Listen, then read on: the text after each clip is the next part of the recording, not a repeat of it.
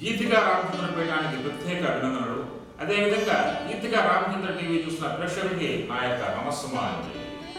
అయితే ఈరోజు మనం చర్చించిన అంశం ఏంటంటే, కొంతమంది చాలా బాగా చదువుతారు కానీ ఉద్యోగాలు వాళ్ళ యొక్క రవిస్థాన బలం వల్ల కానీ, గురుస్థాన బలం వల్ల కానీ, వాళ్ళ దశమ స్థానంలో ఉన్నటువంటి దోషాల వల్ల కానీ వారికి ఉద్యోగాలు రావు.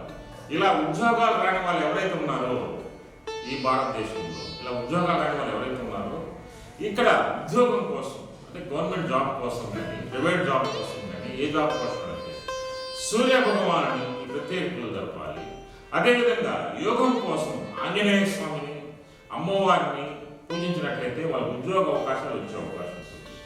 అదేవిధంగా నవగ్రహాల వల్ల కూడా అందువలన ఎవరికైతే ఉద్యోగాలు రావో, కొన్ని సంవత్సరాల తరబడి ఉండి, కొన్ని సంవత్సరానికి వేచి ఉండి ఉద్యోగాలు రాక నిరుత్సాహం నింది వాళ్ళు నిరుత్సాహపడిపోయింటారో వారు ఒక్కసారి మా గీతిక రామచంద్ర పీఠ నెల్లూరునందు కానీ, హైదరాబాద్ కానీ మనం తెలిసినట్లయితే మీ యొక్క జాతక చక్రంలో ఉన్న దోషాలను తొలగించేసి మీకు ఉద్యోగ అవకాశాలు పొందే అవకాశాలు కలుగుతుంది.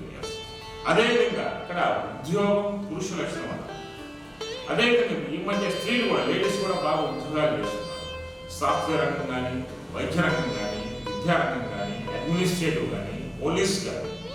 అయితే కొందరు వాళ్ళ యొక్క ఉదాహరణ బట్టి చిన్న ఉద్యోగాలు వస్తాయి. ఎందుకు వస్తాయంటే వాళ్ళ యొక్క దశమ స్థాన, ఏకాదశ స్థానాల్లో ఉన్నటువంటి దోషం వల్ల వస్తాయి. వారు మనం సంప్రదించినట్లయితే ఆ దోష నివారణ జరిగిన తర్వాత వారికి చక్కని సదుపాయాలతో ఉన్న ఉద్యోగాలు గవర్నమెంట్ సెక్టర్ లైన్ రావచ్చు, ప్రైవేట్ సెక్టర్ లైన్ రావచ్చు, లేకపోతే ఉద్యోగం చేసే యోగంలో పోతే వ్యాపారం, ఏ వ్యాపారం చేయాలో కూడా చెప్తాం.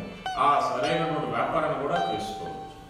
అందువలన మీకు ఉద్యోగాలు లేకపోయినా ఎవరైనా సరే ఒక్కసారి మా నెల్లూరు నందు గీతిక రామచంద్ర పీఠాన్ని కానీ, అదేవిధంగా హైదరాబాద్లో మా పీఠాన్ని దర్శించినట్లయితే తప్పకుండా మీకు ఉద్యోగాలు రావడానికి ఉన్నటువంటి దైవ సంబంధిత పూజలు చేసి ఆ దైవానుగ్రహం చేత మీకు ఉద్యోగాలు పొందించే అవకాశాన్ని మేము చేయగలం.